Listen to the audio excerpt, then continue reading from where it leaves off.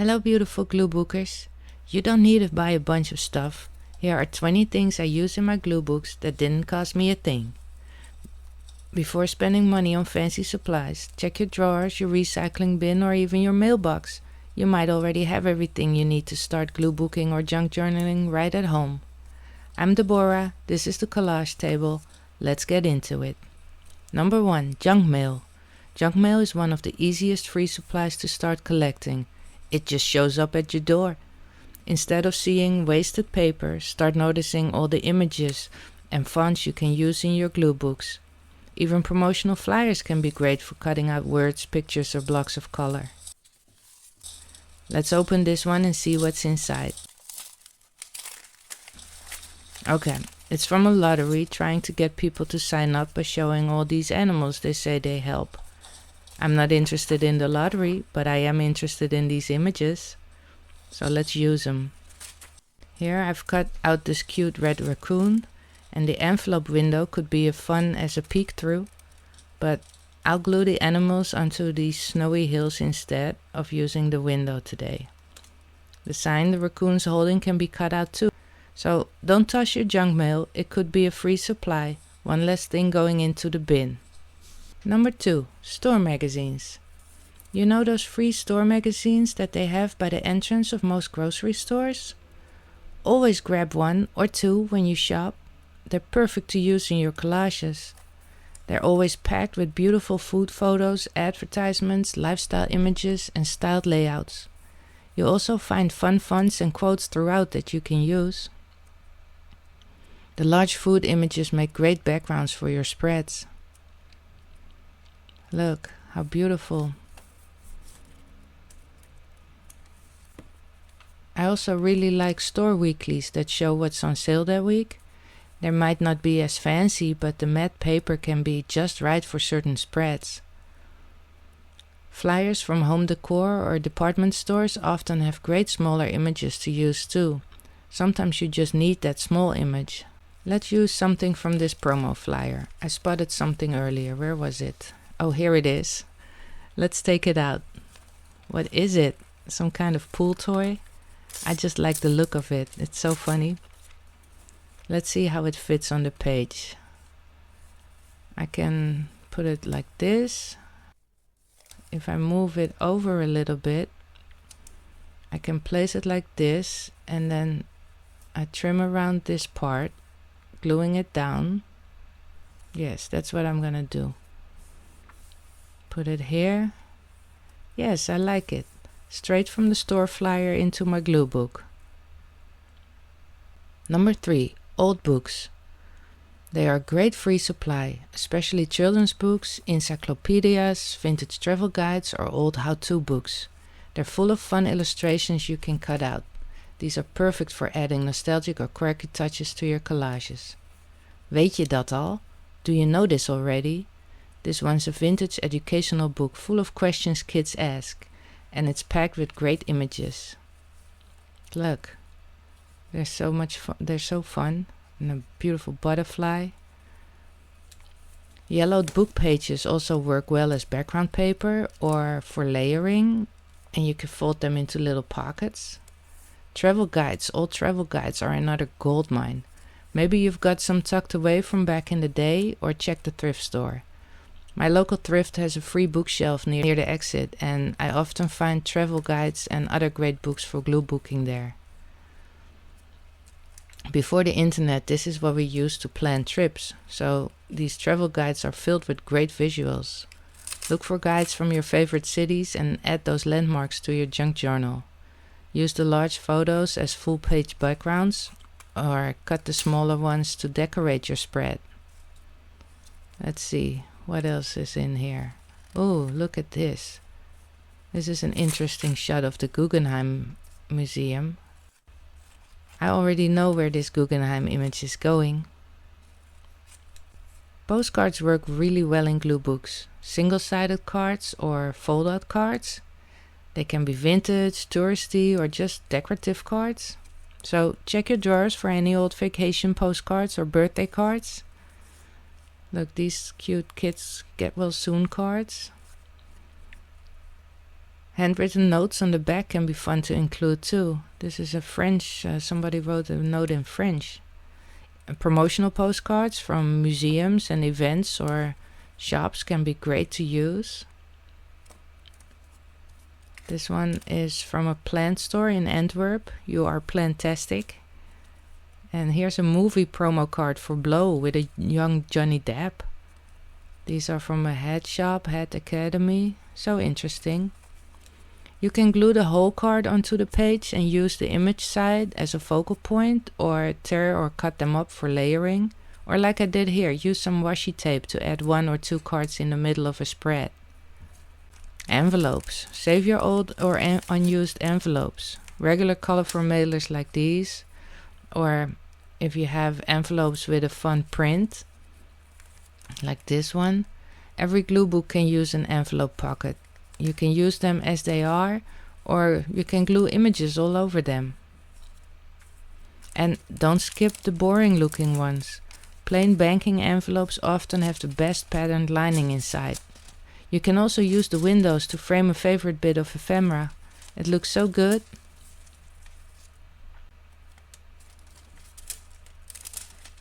I've got this whole stack of vintage security envelopes. The patterns are so detailed, perfect to make interesting backgrounds. Here's that pink envelope with the floral print. I'm folding it like this, so the pattern shows and it still opens like a regular envelope. Let's glue it on and see how it looks. If you're wondering about the glue that I'm using, I have a short video explaining what it is and the pros and cons of using it. I will link it on screen somewhere. So let's see how this looks. I think it's perfect. And here's another example. Just a plain blue envelope. I left it open so the card peeks out. And then finish the spread with this bright image of Amsterdam canal houses on top. Save your tea bags, wrappers and tags. The outer wrappers often come in nice colors with fun tea names or little illustrations. And if it's your favorite tea, why not add it to your junk journal? And after you made your cup, don't toss the tag. A lot of them have cute quotes, simple branding or pretty colors. These small pieces are great for layering and they add a cozy personal feel to your Gluebook pages. Look, I love chai tea. So there you go. A lot of tickets are digital now, but if you still have old stops from movies, concerts or other events, use them. This one is from opening night at Radio City Music Hall's Christmas Spectacular from 2007. I wouldn't glue this down, I tuck it in a pocket instead. So these add memories and meaning to your glue book. Are a 2009 Top of the Rock ticket and the Empire State Building from 2016 when we had our little goodbye tour before we moved away from New York. I also got movie tickets, museum entries, concert stops, Michael Franti at BB King's, a real old boarding pass. This is a small arcade ticket.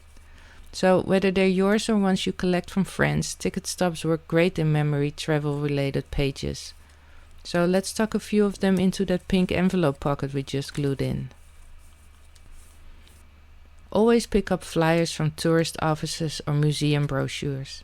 They're full of bold images, maps and event info that look great cut up and layered in your glue book. You'll find beautiful photos, artwork reproductions and fun fonts or colors. These are 2 museum promo bookmarks, both would look great in a spread. And here's a flyer from the Diamond Museum in Amsterdam. So many usable images on this one. Oh, and here's the ticket stub that probably belonged in the ticket section earlier. This one's lovely. It's a flyer for upcoming family concerts at the Royal Concert Hall in Amsterdam. So many great fun illustrations that you can use. This is an old Central Park Zoo map. And this one is from Artis, the Amsterdam Zoo. This one is quite a bit bigger. So next time you're visiting a museum or a touristy spot, check near the entrance or exit. There's often a stack of free flyers and brochures waiting to be picked up. Old game pieces can make fun and unique additions to your glue books. Playing cards often have beautiful designs on the back, so don't toss out old, worn or incomplete sets. Look how pretty these vintage decks are. And not just the backs, but the face cards too. They can really help tell a story on your spread. This is an old Go Fish style game with vintage photos of the city of Amsterdam. Look at those old cars. Each card has a different landmark and such a great find for themed pages.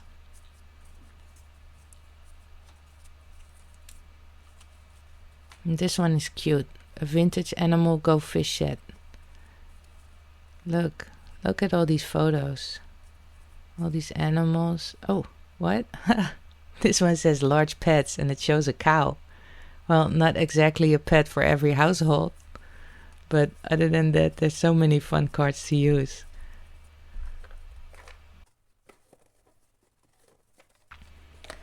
Puzzle pieces are great too. If you've got a set that's missing pieces, use the leftovers to add texture to your page. You can glue just one on, or connect a few and that still fit together to show a bit of the image. This puzzle box itself has a nice design too. But all in all, my favorite game supplies are score sheets and rule cards, especially colorful ones like this. And there's always a whole stack, so using a few pages won't affect future game nights. Here I added that score sheet to my rainbow color glue book.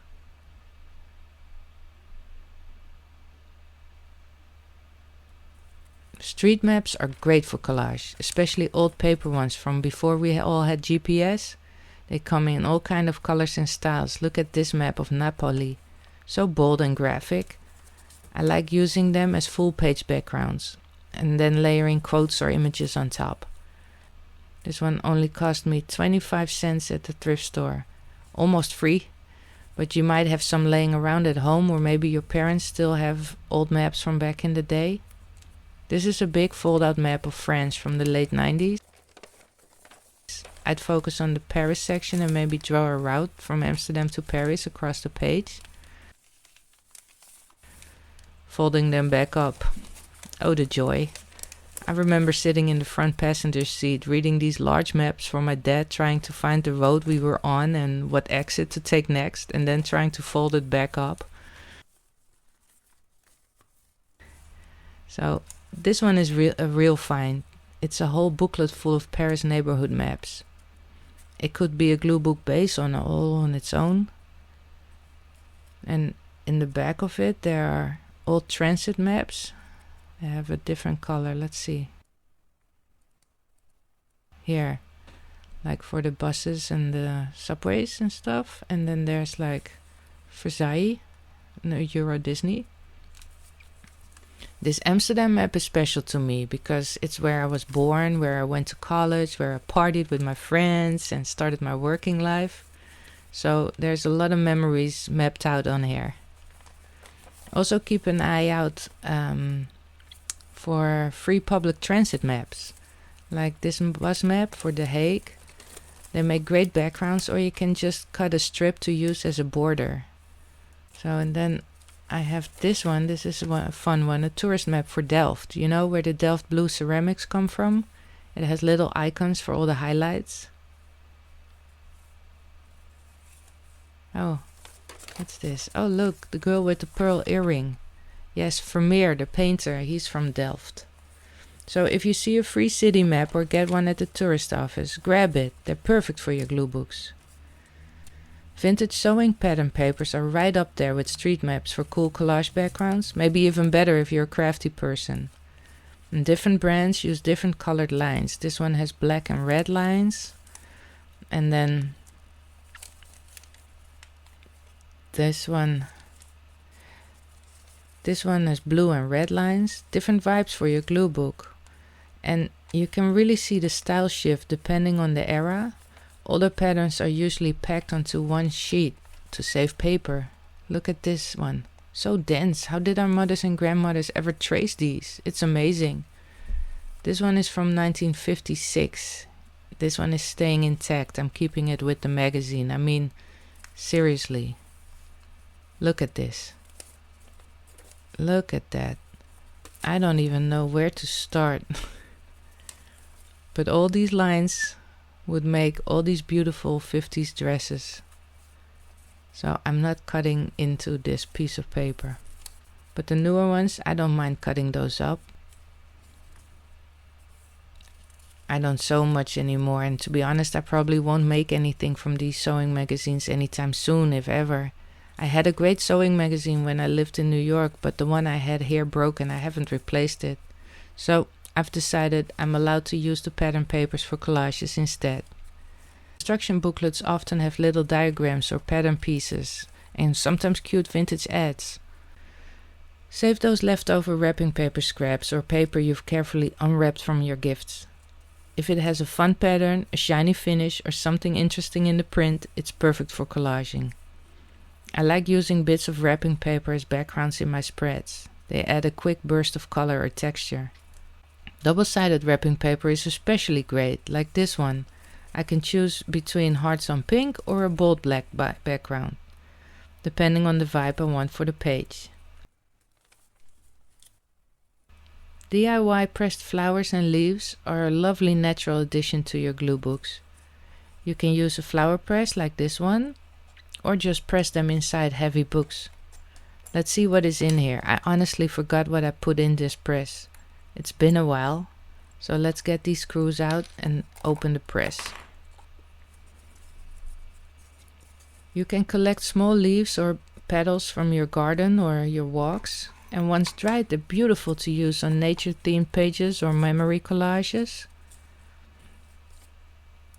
Sometimes I press flowers just because they're pretty, like these polka dot begonia leaves. Like this one. Oh, this one is almost translucent, like vellum.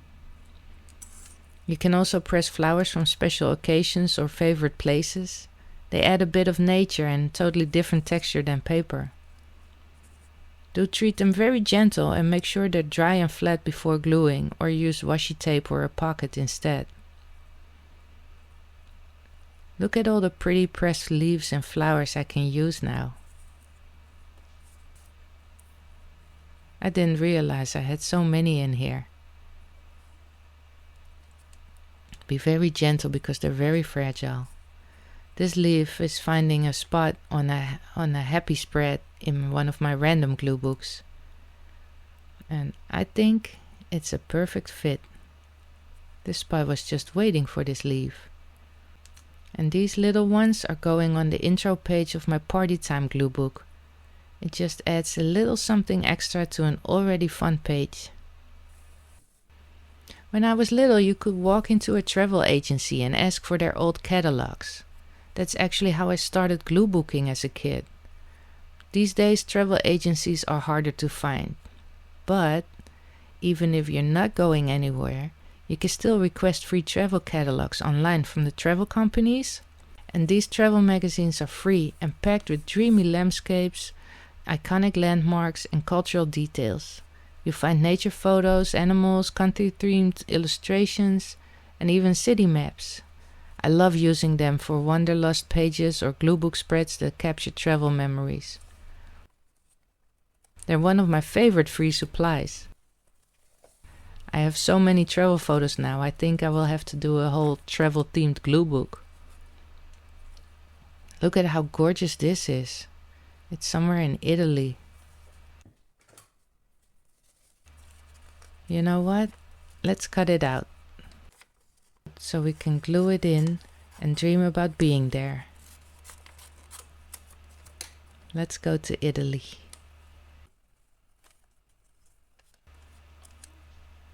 Perfect. If you got kids, nieces or nephews, their drawings and paintings can make amazing expressive collage material. When my son was in kindergarten, he went through an abstract art phase. Other kids would say, "That's nothing." And he respond, "Yes it is, it's abstract." So confident, while the others just looked confused because they had no idea what abstract meant. I loved that. This ink drawing he made a bit later looks like a wonderful bird. I can't wait to use it in a spread. And this tiger was from a class project where they had to finish images. He added some tic-tac-toes to the drawing. So let's glue this one in as a background in this glue book. I think I love it here. Not sure what else I'm gonna put like on the right side as a pop of color, but this is a start. Start looking at everyday packaging with Gluebooking eyes and you'll start seeing collage materials all over your home.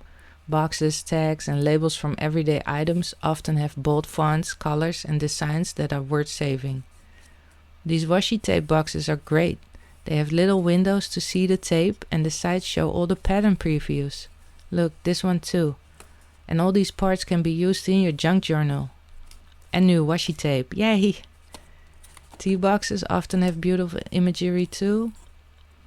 And this vanilla sugar packet looks delicious and it will make your glue book smell really good. Do always make sure everything is clean and dry before you glue it in. We looked at tea wrappers earlier, but the box itself is just as fun to use. So check your kitchen, bathroom or your desk. You'll be surprised how much you can find. I use product packaging throughout all my glue books, and this entire page is made with nothing but packaging items.